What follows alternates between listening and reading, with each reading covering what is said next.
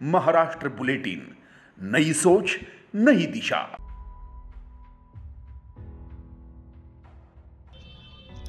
वारकरी और महानुभाव संप्रदाय द्वारा आयोजित ईवीएम विरोधी मोर्चा में भाग लेने वाले विपक्षी पदाधिकारियों ने ईवीएम हटाओ देश बचाओ, वोटिंग हमारा अधिकार, किसी के बाप का नहीं जैसे नारे लगाते हुए भविष्य के सभी चुनाव बैलेट पेपर से कराने की सरकार को चेतावनी दी। मोर्चा से शहर की यातायात सेवा प्रभावित हुई।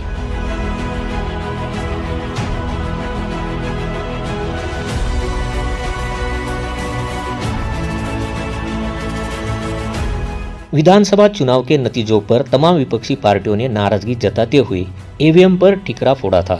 इसलिए उनके विरोध में शुक्रवार को अनंत कान्हेरे मैदान से हजारों नागरिकों ने नारेबाजी की और कलेक्टर कार्यालय पर धावा बोल दिया।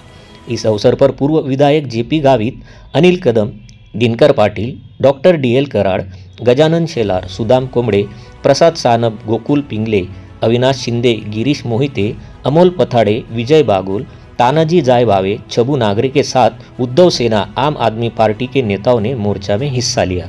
इस संबंध में पूर्व विधायक जीवा पांडू गावित, अनिल कदम और जनार्दन बरीराम कांदे ने सरकार को चेतावनी देकर भविष्य में चुनाव बैलेट पेपर पर नहीं किया तो देश भर में आंदोलन किया जाएगा ऐसी चेतावनी दी।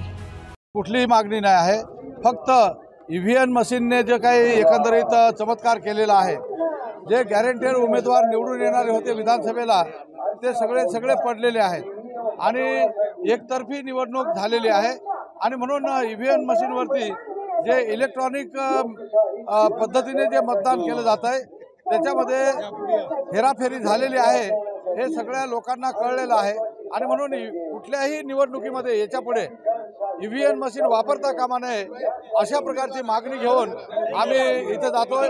ही जर मागणी मान्य झाली नाही तर संबंध देशामध्ये लोकशाही पद्धतीने लोकशाहीच्या मार्गाने हे ईव्हीएम मशीन बंद पाडण्यासाठी मोठं आंदोलन उभं राहील याची सरकारने सुद्धा आणि निवडणूक आयोगाने दक्षता घ्यावी एवढा इशारा आम्हाला द्यायचा आहे। असं आहे की राज्यभर विधानसभेच्या निवडणुकी झाल्यानंतर एक फार मोठा रेटा जनतेमधनं आणि आपले मतं कुठे गेले याबद्दल साशंकता निर्माण करण्यात येते। जेव्हा आम्हाला समजलं की परमार्थिक क्षेत्रामध्ये धार्मिक क्षेत्रामध्ये काम करणाऱ्या संघटना पुढे येऊन याबाबत आवाज उठवत आहेत तेव्हा त्या तर आम्ही निवडणुका स्वतः लढवलेलो, त्याचे बाधित आम्ही झालेल्या चर्चा आमच्याही मतदारसंघामध्ये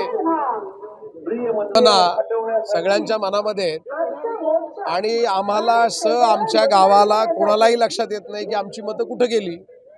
जेव्हा हे सगळं बघितलं, ही लोक पुढे येत आहेत तेव्हा आमच्याही मतदारसंघातल्या लोकांच्या रेट्याप्रमाणे जसं जेपी सर म्हटले तसं आम्हालाही लोक म्हणतायत की आपण पण सामील होऊया आणि अशा सगळ्या ईव्हीएमच्या माध्यमातून जे काही लोकांच्या लक्षात येत आहे ते अत्यंत दुर्दैवी आहे। आमच्या भागामध्ये मशीनला काही कळत नसावं पण माणसांना कळतंय आणि माणसं सांगतायत की आम्ही तयार आहोत। माझ्याकडे स्वतः सांगायचं ठरलं तर बूथ क्रमांक 5, 15 आणि 25 अनुक्रमांक हे 3 बूथ व्हीव्हीपॅट मोजावे, अन्यथा त्या मरकडवाडीसारख्या आम्हाला मतदान घेण्याचा अधिकार द्यावा। त्याच्यामध्ये सावरगाव आहे, त्याच्यामध्ये शिरवाडे वणी आहेत आणि त्याच्यामध्ये पिंपळगाव बसवंत आहे।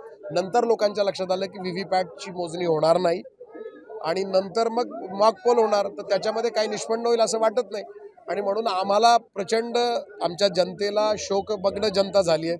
आमची मतं कुठे गेली याच्याबद्दलचा शोध आणि संशोधन जेपी सरांनी सांगितल्याप्रमाणे ते घेत आहेत आणि म्हणून आम्हालाही आमचा अधिकार म्हणून हे जे घटना होती यासाठी आम्ही देखील जनतेच्या याच्यामध्ये सहभागी झालेलो। आज या नाशिकच्या पवित्र भूमीमधून ईव्हीएम बद्दल बऱ्याचशा लोकांमध्ये शंका कुशंका निर्माण झालेल्या आहेत आणि बहुसंख्य लोकांचं मनोगत असं आहे की इथनं पुढे होणारं इलेक्शन हे बॅलेट पेपरवर झालं पाहिजे। यासाठी मानभाव पंथ आणि वारकरी या सर्वांनी मिळून आज या नाशिकमध्ये या मोर्चाचं नियोजन केलेलं आहे। नाशिक जिल्ह्यातून भरपूर प्रमाणामध्ये ईव्हीएमवरती शंका घेणारे सर्व लोक या ठिकाणी उपस्थित झालेले आहेत। कलेक्टर साहेबांकडून या मोर्चाला परवानगी मिळालेली आहे।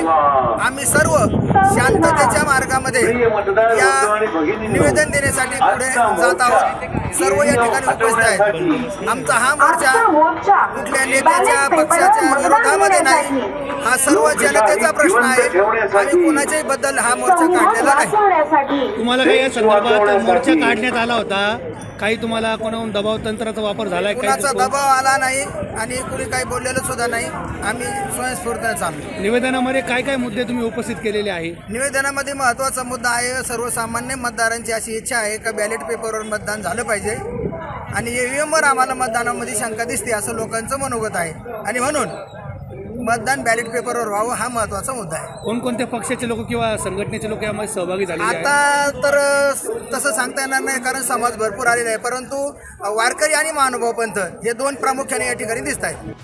दोपहर 1 बजे गोल्फ क्लब मैदान से मोर्चा शुरू हुआ। मोर्चा में सबसे आगे ईवीएम मशीन का प्रतीकात्मक जुलूस निकाला गया। मैदान से निकला हुआ मोर्चा त्र्यंबक रोड, गंजमाल, शालीमार, तिलक पथ, एमजी रोड होते हुए दोपहर करीब 2 बजे कलेक्टर कार्यालय पहुंचा। इस स्थान पर मोर्चा के प्रतिनिधि मंडल की ओर से जिला कलेक्टर को एक आवेदन दिया गया। महानुभाव पंथ के महंत कृष्णराज बाबा मराठे, जनार्दन बनीराम कांदे, महंत वाल्यराज बाबा पातुरकर, महंत साईराज बाबा लोनारकर, पूर्व विधायक अनिल कदम, गोकुल पिंगले और अन्य लोगों ने हिस्सा लिया। निवासी उपजिलाधिकारी राजेंद्र वाघ को आवेदन दिया गया। इसी वक्त जिलाधिकारी मौजूद नहीं होने से नाराजगी जताई गई। हजारों नागरिकों की मौजूदगी की वजह से सीबीएस से मेहर सिग्नल यातायात के लिए बंद कर दिया गया था। इससे वाहन चालकों में भारी हड़कंप मच गई। बयान देने के बाद भी करीब 1.5 से 2 घंटे तक कलेक्टर कार्यालय के बाहर नेताओं के भाषण के कारण ट्रैफिक जाम रहा। महाराष्ट्र बुलेटिन के लिए Sheetal Nalge, Nashik. Maharashtra bulletin YouTube channel को शेयर करें, सब्सक्राइब करें, बेल आइकॉन पर क्लिक करें।